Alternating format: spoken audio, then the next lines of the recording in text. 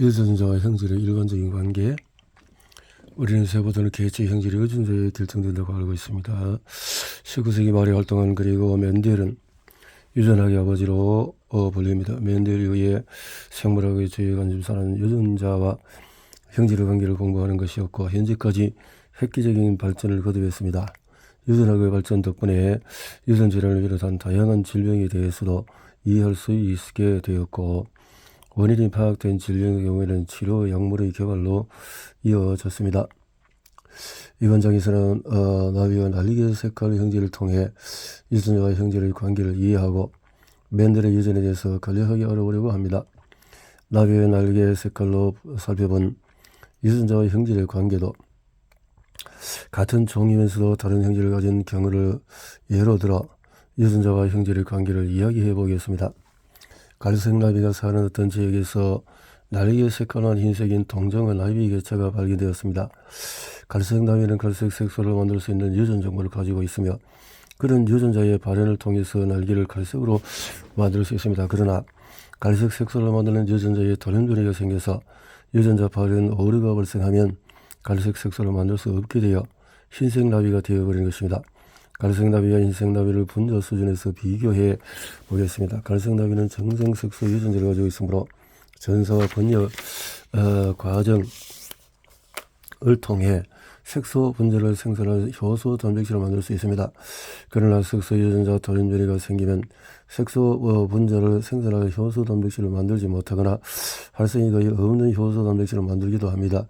이렇게 효소 단백질이 이상이 발생한 경우에는 갈색 색소 분자를 만들지 못하게 됩니다. 이제 갈색 나비와 흰색 나비를 세포 수준에서 비교해 보겠습니다. 정상 색소 유전자를 가진 나비는 필요한 효소 단백질을 만들어서 색소 분자를 충분히 생산할 수 있습니다. 따라서 이 경우에는 진한 갈색 날개를 가진 나비가 됩니다. 다른 별이 색소 유전자를 가지게 되었어요. 효소 단백질이 없거나 결함이 있는 경우를 생각해 보겠습니다. 효소 단백질이 없는 나비는 색소 분자를 전혀 만들지 못하고 결함이 있는 효소 단백질을 가진 나비는 매우 소량의 색소 분자만 만들게 될 것입니다. 생화학적인 방법을 이용해서 나비의 날개 색깔과 색소 분자의 향을 분석해 본 결과 나비의 색깔의 색깔 차이는 색소 분자의 향에 의해서 결정된다는 것을 알게 되었습니다. 또한 갈색 나비와 흰색 나비의 날개를 현미경으로 관찰해 보면 세포의 색깔 차이를 쉽게 확인할 수 있습니다.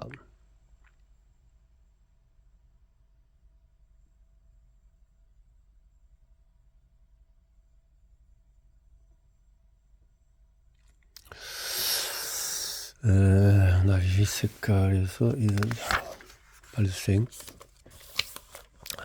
나비의 날개를 이루는 각각의 세포는 특정 색깔을 나타내는 색깔을 가지고 있으며 그 세포의 수만큼 많은 색소가 모여 있으므로 맨으로 색깔을 관찰할 수 있는 것입니다. 색깔을 통해서 대립 유전자, 열성, 우성, 이형, 열성.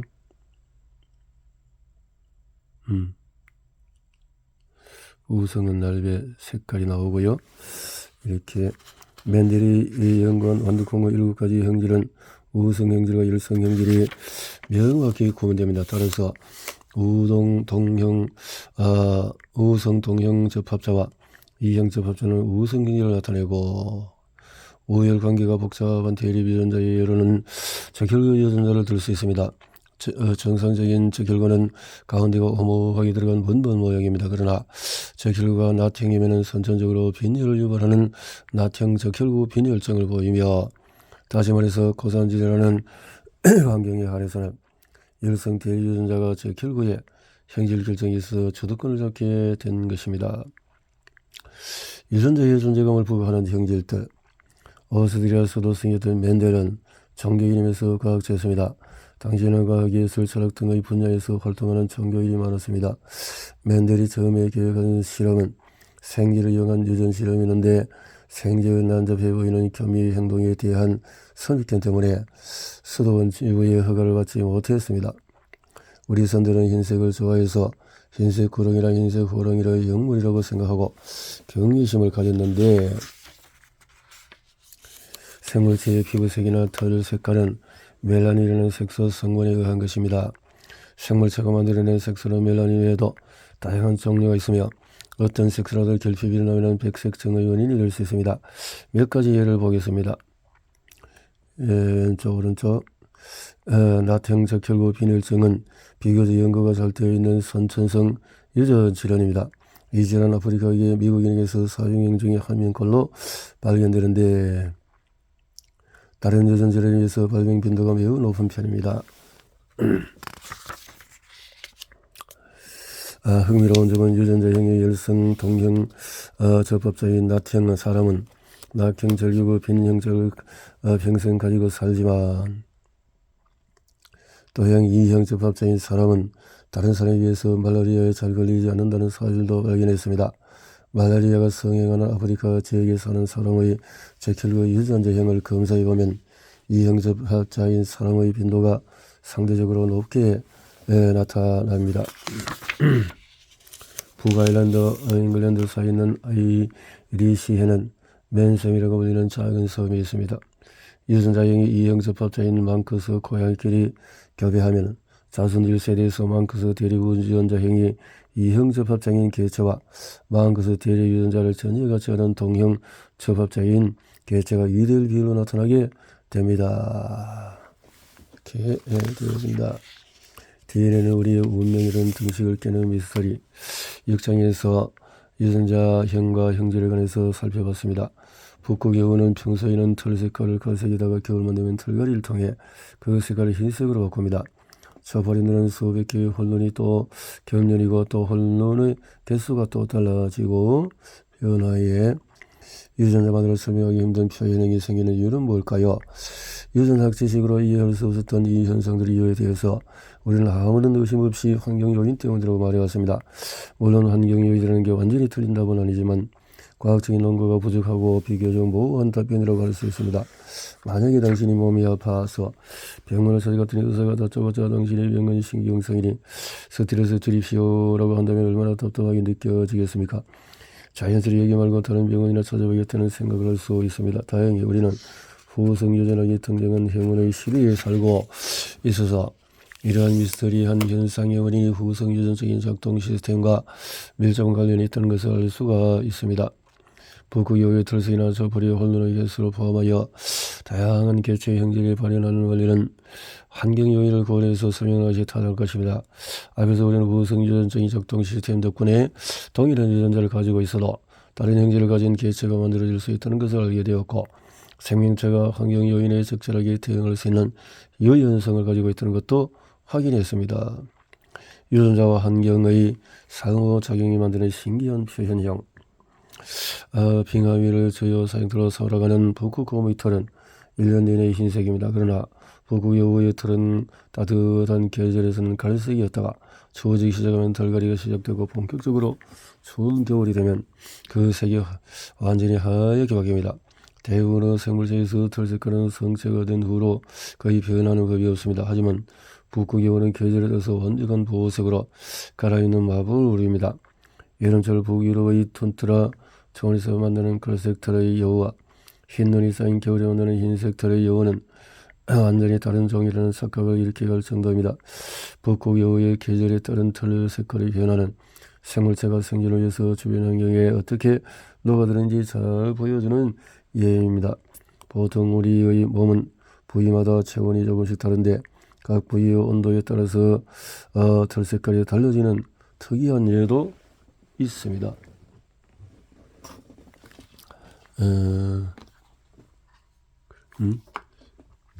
이 현상의 멜라닌 색소를 합성하는 과정에 중요한 역할을 하는 효소가 온도에 따라서 활성에 달라졌기 때문에 생긴 것입니다. 다시 말해서 히말라야 토끼와 사미즈 고양이는 멜라닌을 합성하는 유전자에 생긴 온도 감수성 다른 변이를 가지고 있는 것입니다. 멜라닌 문제, 멜라닌 합성. 북극여우의 털색이나 털파리 혼돈의 개수를 포함하여 다양한 개체의 형질이 발현되는 원리는 환경 요인을 고려해서 설명하는 것이 타당할 것입니다. 유전자와 환경의 상호작용이 만드는 신기한 표현형 빙하위를 저요 사형터로 살아가는 북극곰의 털은 1년 내내 흰색입니다. 그러나 북극여우의 털은 따뜻한 계절에는 갈색이었다가 추워지기 시작하면 털갈이가 시작되고 또 흰색으로 이렇게 바뀐다는 차이점이 있다는 것이고요. 이제 후성유전성이 작동 시스템과 연관된 표현형. 후성유전학에 대한 지식이 없던 과거에는 유전 법칙으로 설명되지 않는 많은 형질이 미스테리로 남아 있었습니다. 대표적인 예로는 동일한 유전자를 가진 일란성 쌍둥이가 보이는 형질의 차이를 들 수 있습니다. 생명을 살아가는 동안에 몸의 일부 조직을 끊임없이 재생해야 합니다. 생명이 유지되는 동안에는 몸 일부에서 전사와 복제가 계속 일어나고 있는데 외부로부터 조달되는 영양분이나 환경의 차이로 인해서 후성 유전적인 변화가 생길 수밖에 없는 것입니다. 매우 초벌이전 학자인 머허는 얼룩덜룩한 모자이크 무늬의 눈을 가진 초벌이 개체를 발견했습니다. 머허가 발견한 모자이크 무늬의 초벌이 눈은 눈 색깔 결정 유전자가 우연히 앞쪽 고정된 이질 염색질인 동문치 옆자리에 하게 된 까닭이라는 것도 알게 되었습니다. 유전 생식을 하는 생물은 생식세포를 만들고 수정되는 과정에서 다양한 조합의 유전자형을 가진 자손을 만듭니다. 매우 다양한 조합의 유전자형이 만들어지는 덕분에 환경의 변화가 생겨도 멸종하지 않고 살아남을 확률이 높아지는 것입니다. 흰색과 검정색의 털이 섞인 생쥐. 자, 이렇게 해서 포유류는 정자와 난자가 단독으로 생식을 진행할 것을 막으려고 각인 유전자라는 안전장치를 만들었습니다. 유성생식을 하는 생물체는 정자와 난자의 결합으로 수정란을 만듭니다. 수정란에 들어있는 유전체에는 정자에서 온 대리 유전자와 난자에서 온 대리 유전자가 쌍극을 이루고 있으며 각각의 대리 유전자는 전사 발현이 가능하고 우열의 정도에 따라서 개체의 형질이 결정이 됩니다. 그러나 포유류가 선택한 각인 유전자는 수정란 발생 초기에 필요한 유전자 일부를 전사 발현이 되지 않게 만드는 것입니다. 그렇다면 단성생식을 맞는 각인 장치에 대해서 정리해 보겠습니다. 각인 유전자는 수정란의 발생 초기에 꼭 필요한 유전자이며 이 유전자가 없으면 발생에 진행하지 못하므로 상실합니다. 포유류는 이렇게 중요한 유전자 일부를 압축 포장하여 각인 유전자로 만드는 것입니다. 각인 현상이 가장 많이 연구된 유전자 중에 하나는 생쥐에서 난징기증의 효능과 연관된 인슐린 유사 성장을 암호화한 것입니다. 동일한 유전자형 다른 표현형 IGF의 2 이미 2 같이 각인 현상으로 나타난 난징이지 효연형 크기가 다른 두 마리에 생기는 형제인데 이렇게 가능한 대리 유전자가 다른 별을 가지고 있기 때문에 성장이 어려운 것이다. 그러나 이 난징이증 유전자를 부치로부터 물려받은 경우에는 그래 해당 유전자의 전사 발현이 일어나서 난징이증을 앓게 되는 것이다. 전사 후성적으로 설명되지 않는 미스터리 표현형 사람의 손가락이나 발가락 5개보다도 많아지는 다지정 일설의 인정구이가 갈라지는 구순 구계열 형질을 결정하는 돌연변이 대리유전자는 야생형 대리유전자보다 우성입니다. 따라서 부모종이 어느 한쪽이라도 돌연변이 대리유전자를 받으면 다지정이나 구순 계열이 나타나야 합니다. 맨델의 우열법칙이 충실히 적용된다고 가정하면 이형접합자의 경우에 우성 대리유전자에 따라서 형질이 결정되기 때문입니다. 그러나 다지정이나 구순 구계열 대리유전자를 가진 이형접합자인 사람의 경우 형질이 발현되지 않는 경우가 생각보다 많습니다. 다슬기와 고등에서도 미스테리 형질이 발견됩니다. 도입부에서도 언급했던 것처럼 몸과 껍데기에 꼬인 방향이 모체가 가진 유전자형과 에 의해서 결정됩니다. 부체의 유전자형이나 자손의 유전자형은 몸과 껍데기에 꼬인 방향 형질에 전혀 영향을 미치지 못한다는 것입니다. 이러한 특징 때문에 이를 모체 효과로 부르는데 유전학적으로 정말 이해하기 어려운 현상입니다. 이제 다슬기와 고등에게서 나타나는 모체 효과의 과학적인 근거에 대해서 알아보겠습니다. 다슬기와 고등의 몸 방향이 결정되는 시기는 배 발생의 초기 단계입니다. 수정란의 발생 과정에서 정자와 난자의 유전자가 몸방향의 결정에 영향을 미치려면 정자나 난자의 몸방향 결정 유전자의 유전 정보를 따라 바탕으로 단백질을 합성해야 합니다. 다슬기의 몸 방향은 왼 나사 방향이 열성 형질이고 오른 나사 방향이 우성 형질입니다. 우성과 열성의 차이가 있고 뒤에 오른 나사 미스터리 형질을 보겠습니다. 코렌스는 꽃잎 색깔뿐 아니라 잎사귀의 색깔에 관한 연구도 수행했습니다. 코렌스는 흰색과 녹색이 섞인 무자의 금은이의 잎을 가진 분꽃 개체와 잎사귀 전체가 흰색인 분꽃 개체를 발견하고는 세포는 세포액과 세포질로 구분되며, 다시 말해서 엽록소를 만드는 유전자는 모체로부터 물려받은 세포질에 있던 엽록질 유전자이지 수정 안에 핵에 들어있는 유전자가 아니라는 뜻입니다. 엽록소 외에도 짜집문의 유전자를 가진 세포 내 소기관이 있는데 그것은 미토콘드리아입니다. 미토콘드리아는 동식물의 세포질에서 모두 발견되는 세포 내 소기관입니다.